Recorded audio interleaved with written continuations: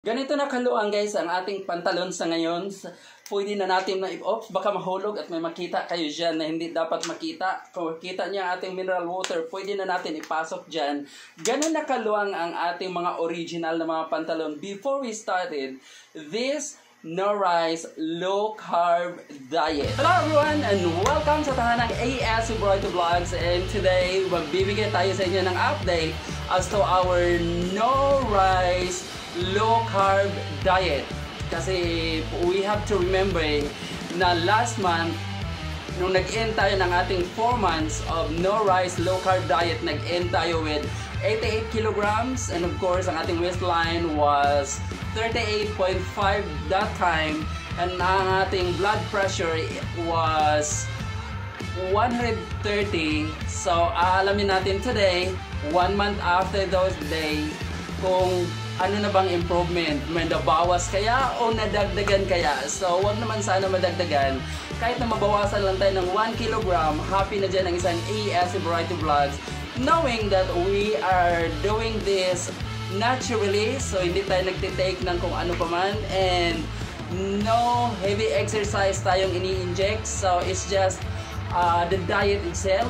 So wala munang exercise kasi alam nyo na. Basta alamin natin guys, at samahan nyo ang nag-iisang ASC Variety Vlogs at unahin natin ang pag-alam ng ating timbang. Let's go!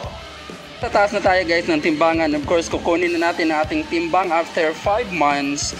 And if you remember, 88 kilograms tayo last month. So, sana may nabawas kahit kalahati man lang. And gagamit tayo ng the same timbangan para sure tayo na the same yung calibration. And ito yung ating ginagamit. At siyempre hulugan natin yan ng 1 baht kasi hindi niya kukunin yung ating timbang pag wala siyang bayad. Bayaran ito na timbangan guys. So ito na tayo in 3, 2, 1. There we go.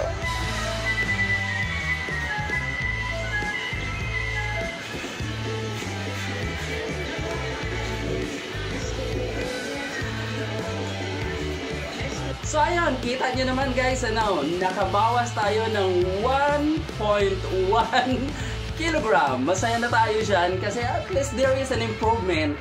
And in total, nakabawas na tayo ng 18.1 kilogram. So pumalo tayo ngayon ng 86.9 from 105 kilograms. And congratulations to us all. So alamin natin ngayon guys is ang ating blood pressure. So samahan niyo ako and let's go now. Ayan na guys, kunin natin yung ating blood pressure this time, if umangat ba or maintain ba. So using the automatic one, so ipasok lang yung inyong kamay dyan, then kailangan naka-relax, and then press that button. Ibig sabihin yan on. Your blood pressure will be taken down. Not on your arm.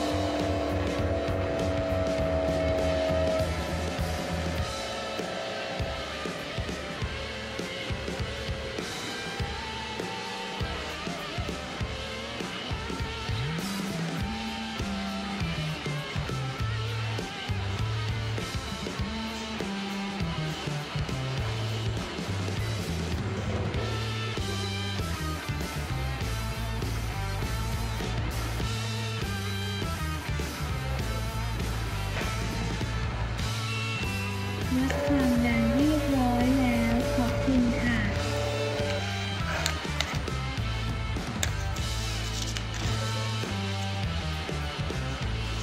So yan, 124 tayo guys. So that's okay.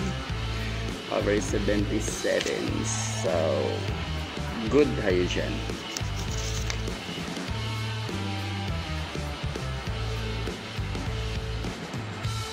Ayun! So diba napakaganda ng result natin today, because from last month na nagiging 130, but of course last month 130, we were so happy of that already. Kasi from 170 from the original reading, na ibaba natin ng naibaba, and today pumalo tayo ng 124. So malaking improvement na rin yun, kaya ingat-ingat talaga tayo sa ating mga kinakain, and of course be watchful talaga. And including sa inyong tulog dyan, dapat tulog-tulog din. Huwag white ng white because it could affect doon sa ating blood pressure. So, watch out sa lahat ng ating mga ginagawa dyan. So, now, alamin natin ang ating waistline. If there is an improvement also from 38.5, baka nagiging 40 ulit. So, sukatan time, Mr. Dada, pahiram ulit na yung tape measure dyan. Ito guys, hawak na natin ang tape measure and susukatin na natin kung gaano na ba kalaki yung ating waistline dyan. Baka nagiging 40 ulit from 38.5. So, here we go. At saan na ba hanggang? So, ayun, nandito tayo. And that is, the number that you can see now is 38 inches po tayo guys. So meaning, nag-improve tayo, nakabawas tayo ng 0.5 inch. So, malaking improvement na yan. And tuloy-tuloy lang natin yan hanggang makuha natin yung ating inaasam-asam na 22. So ayun guys, napakasaya natin sa result because from 88 last month, nakabawas tayo this month with that 1.1 kilogram, and in total, nakabawas na tayo ng ilan na ba lahat? 17 plus 1.1, 18.1 kilograms for 5 months. Goodbye! So, ganun nakalaki ang ating nabawas with that no rice, low carb diet na ating ginagawa na hopefully as we go into our 6 months ay masustain natin yan. And of course, pumalo tayo ngayon with 86.9 na tayo ngayon. And yung ating BP is malaking pinasasalamatan din natin yan. Kasi though we are fluctuating from 120 to 124, pero yung 124 na yan na BP natin is good na yan at i-maintain na lang natin yan. And of course, ang ating waistline, nabawasan tayo dyan ng 0.5 inch na 38 na tayo ngayon. So, pwede na akong mamili ng mga pantalon sa shopping mall kasi knowing guys, this is Thailand is nahihirapan ako talagang bumili ng pantalon kapag ka pumalo ka na ng 40 kasi sa mga shopping mall and relate dyan ng mga tao na nandito sa Thailand na 38 lang talaga yung kanilang biggest size, unlike in the Philippines where you can buy 40, 42, 44. But dito talaga kapag ka like last time 44 tayo, so nagpapagawa ako talaga ng pantalon because I cannot buy it or unless I have to look online na napakahirap din naman. So ang best option is punta sa mga tailoring and then magpapagawa ng masusuot na pantalon. So now, we are lucky and we can go shopping na kasi makakabili na tayo ng 38 na waistline kasi andoon na tayo. And of course guys, other improvements, do maliliit siya na gusto kong i-share sa inyo are yung pang kailangan din nating i-notice kung ano yung mga nagagawa na natin kasi medyo nabawasan na yung ating timbang. And kung nakita nyo, nakaupo na ako sa sahig with a cross leg. Dati, hindi ko talaga guys ito magawa kasi nga just remember, kapag ka masyado kang malaki, yung backbone is magsasuffer because of your weight. And then, yung balance mo is affected also. So, ngayon, I'm so happy really na nakakaupo na tayo ng ganito. And kahit na medyo matagal-tagal, okay na, kinakaya na natin. And then, mabilis na tayong nakaka-move even if we have to sit down this way or in another way that we have to sit down. So, medyo okay na tayo dyan. Doon na yung ating mobility na improving na talaga. And maraming salamat talaga dyan. So, another also, if you notice, medyo masikip yung ating suot, pero okay naman siya. Hindi alam, medyo may kasikipan talaga comparing to the normal. Kasi guys, this size is medium! Yes, happy ang isang iya si Variety Vlogs kasi target lang naman talaga natin is balik tayo sa medium size na masusuot. And then this one, bumili tayo kagabi ng medium size kasi gusto ko talagang isuot today is the medium. Yun nga lang, medyo masikip. And there is a realization guys. Kasi tayo commonly as human being, kapag ka masikip na yung ating sinusuot, agad-agad tayo nagsasabi na bili ako ng bago kasi masikip na yung aking sinusuot. bili ako ng mas maluwang. Which is, mali pala siya na mindset.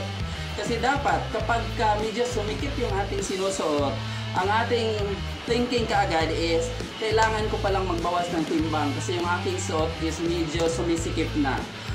Yun dapat, doon tayo dapat tututo. Sa halip na bili kaagad ng bago kasi masikip na yung ating sinusuot. So, though late yung ating mga realization na ganyan, but it's not that late naman na kailangan nating ma-check, kailangan nating maiwas to. And then of course, sharing it to everybody na from now on, kapag ka medyo masikip na yung damit, that is a call na kailangan mo nang magbawas-bawas ng iyong kinakain, lalo na sugary one. Kasi carbohydrates really ay nagpapalaki yan sa atin ng todong-todo. Alam niyo yan lahat. So, huwag na kaagad, sumikit yung aking damit, bili tayo ng bago. So, balik ta rin natin yung mindset na yan, guys. And that's from AES Variety Vlogs. And so far, yun yung ating mga small improvement na kailangan nating i-notify. First is, nag-i-improve na yung ating mobility, and of course, ang ating mga sinusuot ngayon is improving also. And tuloy-tuloy lang natin yan. And thank you really sa inyong lahat sa pagsama sa ating journey na to. And for those who are new into this channel of AES Variety Vlogs and you're not yet subscribed, please don't hesitate to hit that subscribe button, of course. And don't forget to click also that notification bell so you'll be updated whenever AES Variety Vlogs has a new upload to this channel. And thank you really, guys. I love you all always. And see you as I'll be giving you the update in our 6th month of no rice, low carb diet. Bye bye everyone, and I love you all. Bye bye.